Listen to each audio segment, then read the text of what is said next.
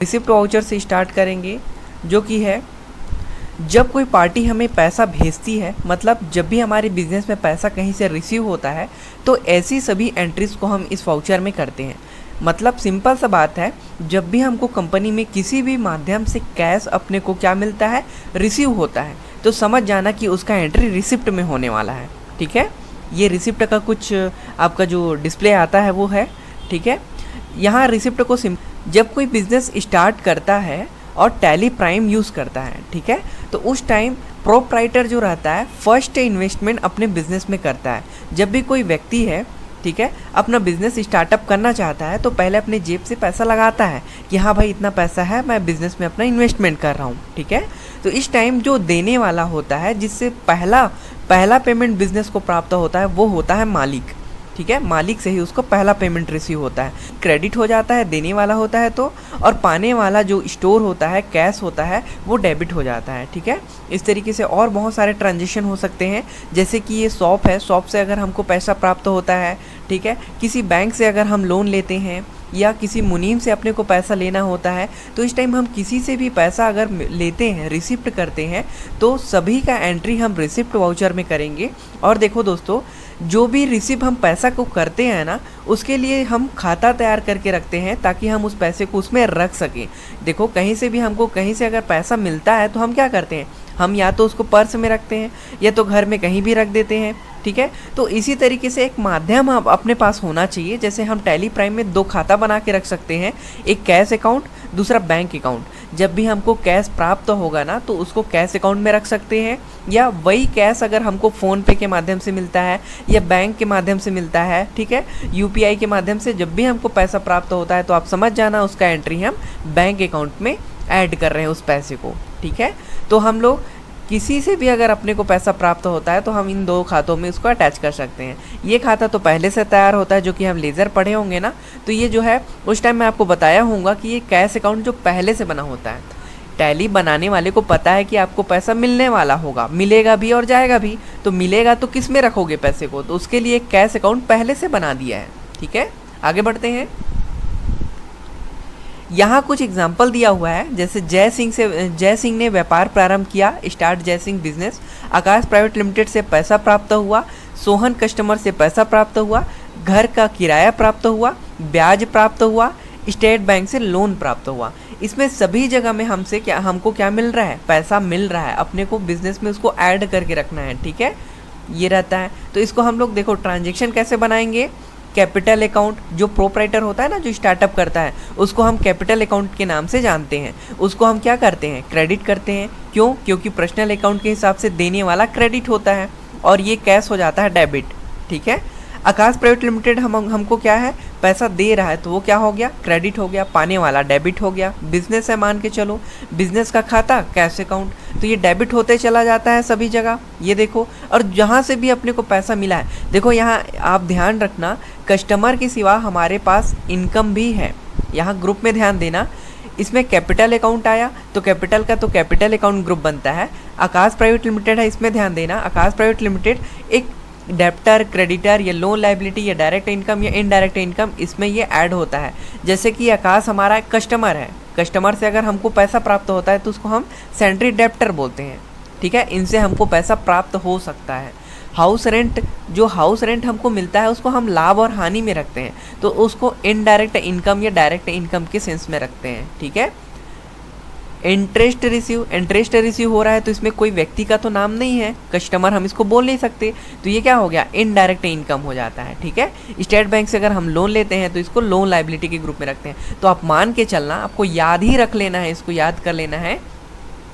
Cash account हमेशा इसमें debit होता है जब रिसिप्ट आप कर रहे हो तो, प्लस आपका जो ग्रुप होता है इनमें से ही होगा, जो भी ग्रुप होगा इनमें से ही होगा, इससे बाहर का ग्रुप नहीं बनता है रिसिप्ट वाउचर में।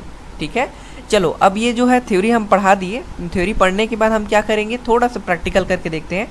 यही कुछ हमारा गिना चुना कुछ ट्रांजेक्शन है, इसको हम सॉल्व करके देखेंगे जो भी हमसे बनता है। ठीक है, और इसके लिए प्रैक्टिस के लिए मैं आपको और नोट्स प्रोवाइड कर दूंगा जिसमें आप प्रैक्टिस कर सकते हैं। ठीक है, आगे बढ़ते हैं। अब हम शुरू करते हैं प्रैक्टिकल, जिसमें हमको देखने को मिलता है वाउचर। इससे पहले हम मास्टर में पढ़े कुछ लेजर क्रिएट करना ग्रुप के बारे में हम कुछ जानकारी लिए। उसके बाद हम ट्रांजैक्शन में आते हैं। ट्रांजैक्शन में अपने को वाउचर और डे बुक मिलता है। डे बुक मैं बता दूं दोस्तों, जो भी हम एंट्री वाउचर में करते हैं, payment, receipt, contra, purchase, sale, purchase, जो भी हम काम करते हैं उसका डेली अपडेट एंट्री जो रहता है वो डे बुक में मिल जाता है। जैसे आज का जो डेट में एंट्री हुआ है ना, उसका जो है वो डे टू डे हमको यहाँ उसका डाटा प्राप्त हो जाता है। ठीक है, ये रहता है। जो भी एंट्री किए रहते हैं सभी का रिपोर्ट जो है बैलेंस शीट के रूप में, प्रॉफिट एंड लॉस के रूप में, स्टॉक समरी के रूप में यहाँ अपने को देखने को मिल जाता है। ठीक है, अब हम एंट्री करने वाले हैं वाउचर में। एंटर करते हैं। वाउचर में जब हम एंटर करते हैं तो यहाँ अपने को राइट साइड में बहुत सारा ऑप्शन देखने को मिल जाता है, जिसमें रिसिप्ट वाउचर का शॉर्टकट रहता है F6। ठीक है, तो हम प्रेस कर दिए F6 जो कि यहाँ हाईलाइट दिख रहा है। यहाँ देख सकते हो आप कि रिसिप्ट वाउचर ओपन है। ठीक है, अब यहाँ देखो ये सिंगल एंट्री मोड में है। उसको डबल एंट्री सिस्टम में लाने के लिए अपने को करना होता है कंट्रोल H करने के बाद यहाँ से अपन ले लेते हैं double entry system. Double entry system लेने के बाद एक और रुकावट आता है जो कि हम क्रेडिट और डेबिट पढ़े हुए हैं, लेकिन यहाँ लिखा हुआ आ रहा है टू और बाय। तो इसको हटाने के लिए अपन चले जाते हैं F12 में और F12 से कर देते हैं यहाँ फर्स्ट वाले ऑप्शन को यस। यहाँ हम ये कर रहे हैं कि टू और बाय जो रहता है वो हाइड हो जाता है और क्रेडिट और डेबिट दोनों का मतलब सेम ही होता है, पर यहाँ हम क्रेडिट और डेबिट को लेते हुए चलते हैं और इसको कंट्रोल A से सेव कर लेते हैं। यहाँ आया क्रेडिट और डेबिट। इसके बाद हम करते हैं क्रेडिट वाले पक्ष को सॉल्व। देखो सबसे पहले क्रेडिट जो आया है ना, उसको हम चेंज करने का कोशिश नहीं करेंगे कि ये डेबिट क्यों नहीं हुआ, फर्स्ट में आया वो, ऐसा नहीं। जो क्रेडिट पक्ष है उसको क्रेडिट में रखेंगे और डेबिट पक्ष है उसको डेबिट में रखेंगे। ठीक है, अब यहाँ देखो क्रेडिट पक्ष तो आया, पर हमारे पास एक भी लेजर यहाँ राइट साइड में शो नहीं कर रहा है। तो हम यहाँ से लेजर बना लेंगे। एंटर करते हैं। यहाँ से लेजर बनाने के लिए हम बनाते हैं फर्स्ट लेजर जो रहता है वो कैपिटल अकाउंट का रहता है। पहला क्वेश्चन क्या था, स्टार्टअप का था, तो उसके लिए हम कैपिटल अकाउंट का एक लेजर बना देते हैं। ये पूरा इन्फॉर्मेशन फिलअप करते हुए हम लेजर को यहाँ सेव करते हैं। सेव करने के बाद जितना अमाउंट लेके बिजनेस स्टार्ट हो रहा है उस अमाउंट को हम देते हैं। 5 लाख रुपए हम दे दिए। उसके बाद उसको रखना किस में है, मैं बताया था आपको, कैश अकाउंट में। मतलब जो भी प्रोप्राइटर यानी बिजनेस स्टार्ट कर रहा है 5 लाख रुपए लेके आ रहा है, उसको हम रख किस में रहे, कैश अकाउंट में। यानी किसी को अगर पेमेंट करना हो तो कहाँ से करोगे, कैश अकाउंट से। ठीक है, तो इस तरीके से इसको हम कर लेते हैं सेव। इस सेव करने से पहले आपको एक नरेशन मिलता है। नरेशन में आप पूरा उसका डिटेल लिख सकते हो ट्रांजैक्शन की। आज हमने ये काम किया, हमने इसको पैसा दिया, हमने इसको पैसा दिया, हमने यहाँ से क्या बोलते हैं सामान खरीदा, ये सब आप क्या कर सकते हो, यहाँ नोट डाउन कर सकते हो। उसके बाद एंटर करते हो इसको एक्सेप्ट कर सकते हो। पहला ट्रांजैक्शन हुआ।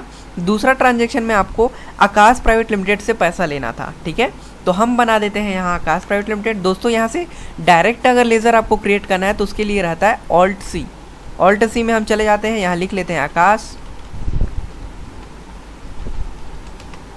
Private limited, enter. और यहाँ से इसको कौन से ग्रुप में लेने वाले हैं हम, किससे हमको पैसा प्राप्त होगा, डेप्टर से प्राप्त हो रहा है, यानी कस्टमर ही अपने को पैसा देता है।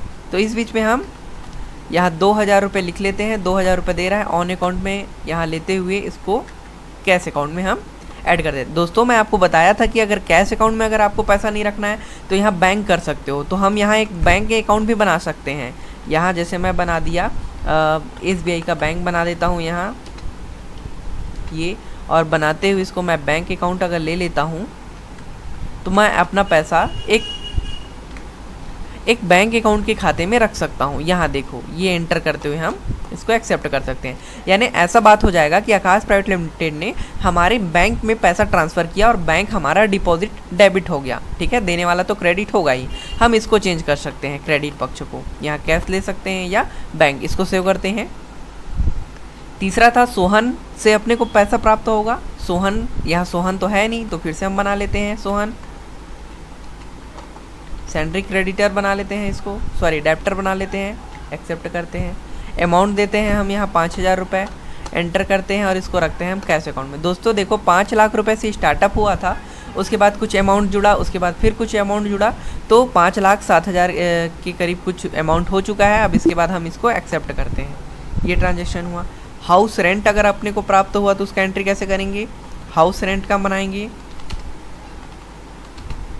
और इसको कौन से ग्रुप में रखेंगे, डेप्टर में तो नहीं रखेंगे, कस्टमर तो नहीं है ये हाउस रेंट, तो ये हमारा इनडायरेक्ट इनकम है। तो इनडायरेक्ट इनकम में रखते हुए इसको एक्सेप्ट करते हैं और हमारा रेंट प्राप्त हो रहा है कम से कम 20,000 रुपये, और हम उसको रख देते हैं कैश में, अपने पर्स में जोड़ते जाओ। कैश को मान के चलो कि हमारा पर्स है भाई, इसमें जहाँ से भी पैसा आ रहा है उसको उसमें ऐड करते चले जा रहे हैं हम लोग, ठीक है।